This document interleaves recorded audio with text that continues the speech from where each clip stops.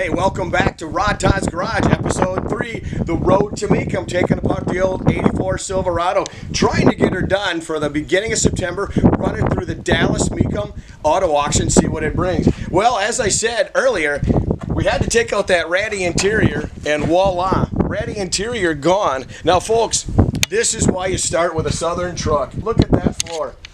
All we did was take out the carpeting, take out the seats. The headliner was already torn out of it.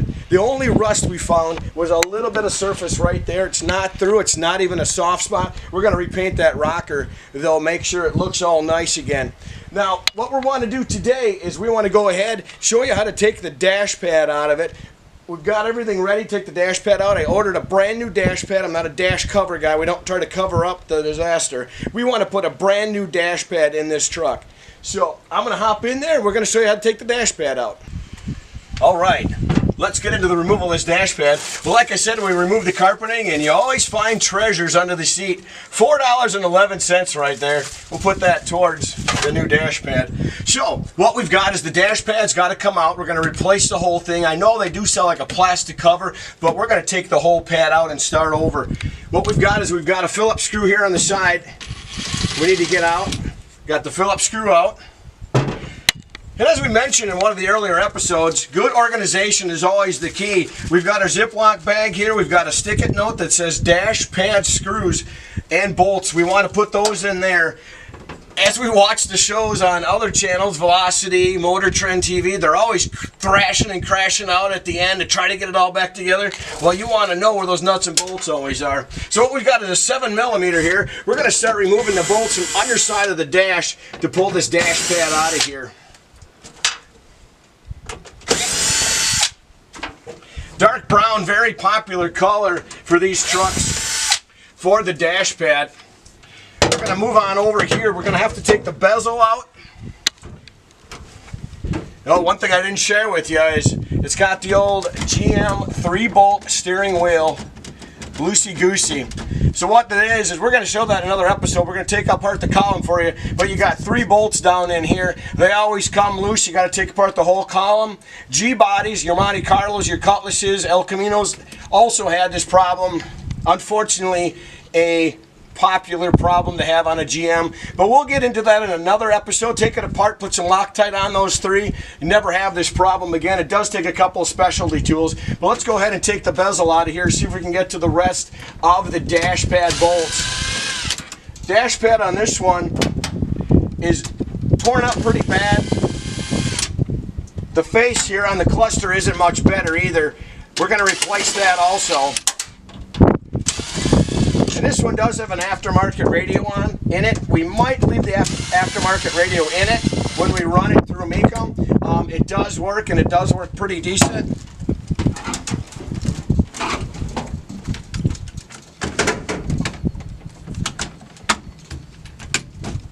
Go ahead and keep taking out all the screws here out of the dash.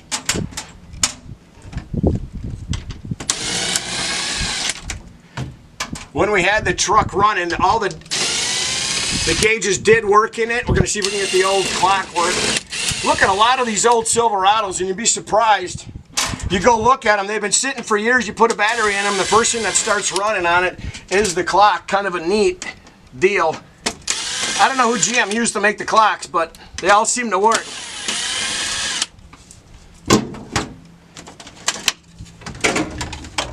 Put it back in gear there.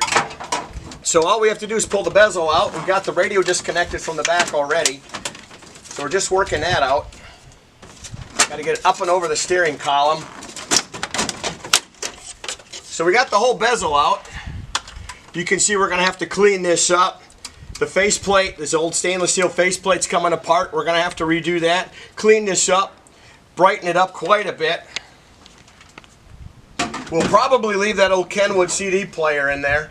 All right, so you can see we've got that main bezel out of the truck. We had to put the truck way down in first gear and lower the steering wheel all the way. And now we're all set. We've got all the bolts out of the dash. Now we're all set to pull the dash pad out. And it's really quite simple.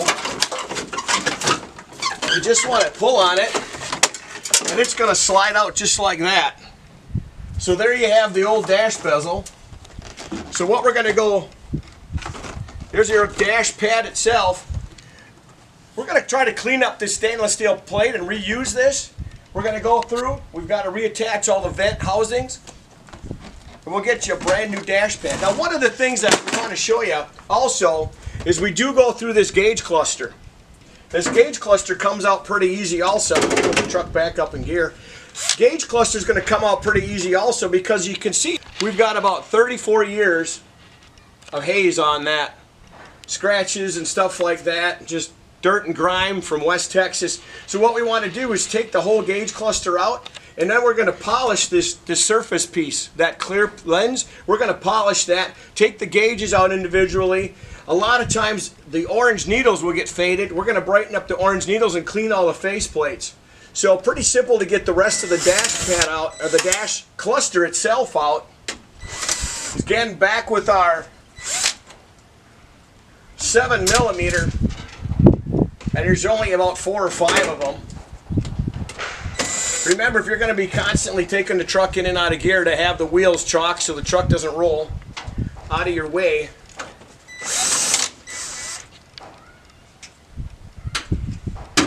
And the thing with that is these are fit in here from the factory really, really tight, the way they got these all tucked in here. So don't forget, you've got everything still connected. To kick the faceplate off is, again, we're going to go back. We're going to use a 6mm bolt to get that faceplate off. We switched sockets on our Milwaukee tool here. We're going to take this clear faceplate off of the gauges now. 1/4 inch on that for those bolts. And this truck is pretty much a virgin. This truck has really never been apart. Just in looking at the body, it doesn't appear that the truck's ever been in any kind of an accident. All the paint is original, which is really what you want. And again, don't forget about that little organizational Ziploc bag. If Ziploc only knew, they've got so many multi-purposes. All right, we're going to continue taking this off.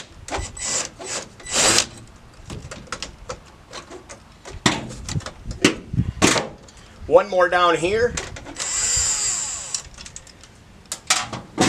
the thing you got to be careful is, if you're going to take this cluster out of here, take a look at where the gear shift indicator is.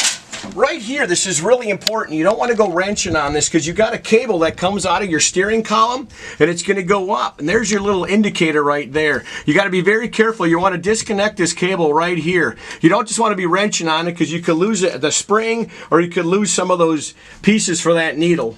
They are replaceable, but again, if you have it and it's in good working condition, you don't want to lose it.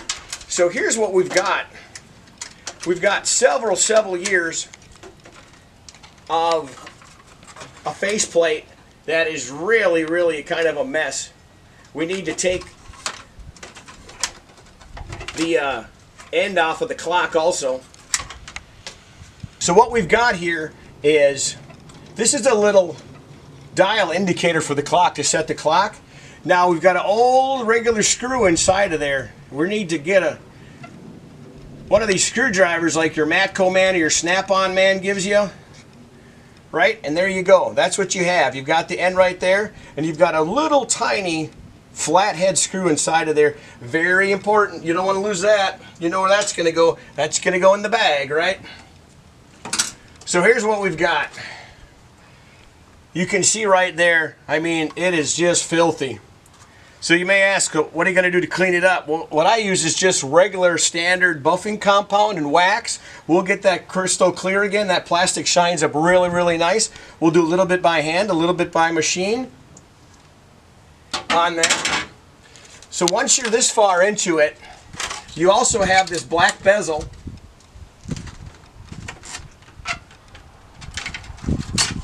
And that black bezel, you saw I just had to move the shift indicator a little bit forward to get that out. That black bezel, again, you've got 30-some years with the dust on that. We're going to clean that up. Sometimes these get faded and you want to repaint them black. So now we're into our actual gauges. And you can take the gauges out individually. See, we just have, again, 30-some years of dust in these gauges. The needles, The orange is a little faded out from that Texas heat. We want to touch up those needles. We want to polish the face of those gauges. I'm going to warn you though, be very careful when you're polishing these gauges. A lot of this ink that was used on the face of the gauges, if you use the wrong chemical, you can actually wipe that right off. So be very careful. What I usually do is just a standard cleaner to polish this up, like a Meguiar's spray wax, and that'll clean that up really nice. Be very careful also your needles. You don't want to go crazy and break any of the needles off. And these gauges will come out one by one. And I can show you that too. So you've got the right size in the truck here.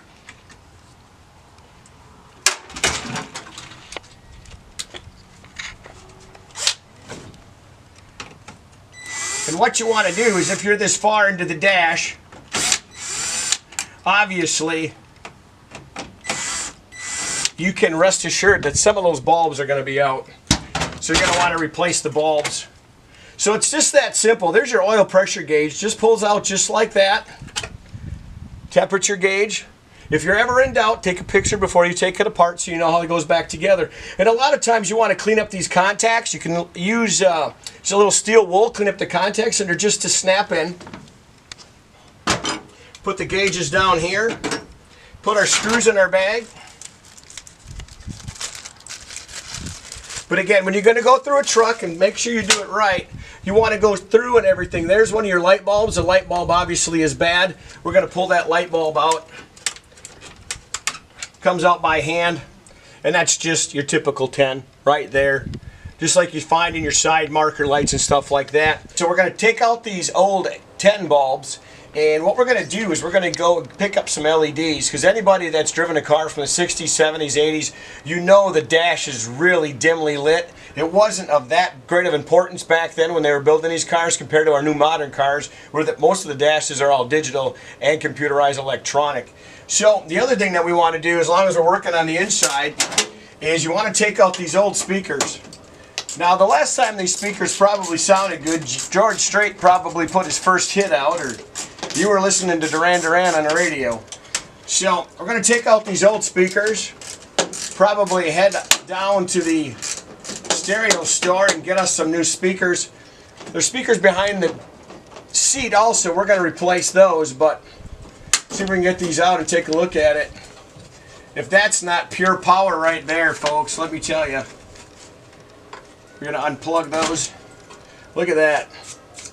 Yeah, I don't think those are going to go back in. If we do, they're not going to sound like much. The old felt. Cones are still good, but that speaker's done for. So one of the things you find when you look at a truck that's been sitting out in West Texas as long as this one has, is look at, we've got little friends that have made nests in here. We got some wasps, nests. So that's all part of doing the restoration. We've got a lot of wasp nests and the HVAC system. So what we're going to do is we're going to drop the glove box, take all the HVAC stuff. Look at that. Holy cow. We got a present right there. My goodness gracious. We just found a wasp condo. That would be your common, what do they call a mud dauber, Texas mud dauber right there. Size of a, well, small tennis ball, I guess you would say. So, we appreciate you watching. When we come back on the next episode, we're going to start putting the dash all back together, put our LED bulbs in, we'll have the gauges all cleaned up for you, we'll have this dash cleaned up. We're going to have to go through all these vents now, make sure they're all disinfected, because we've got air conditioning all working in the truck now, and we don't want to be blowing out little particles of dust and mud dauber. We also want it to smell fresh and clean, so we might even be replacing some of this HVAC tube. I just want to thank you for watching and joining me on Rod Todd's Garage as we take the 1984 Silverado on the road to Mecum. Thank you. Have a great day.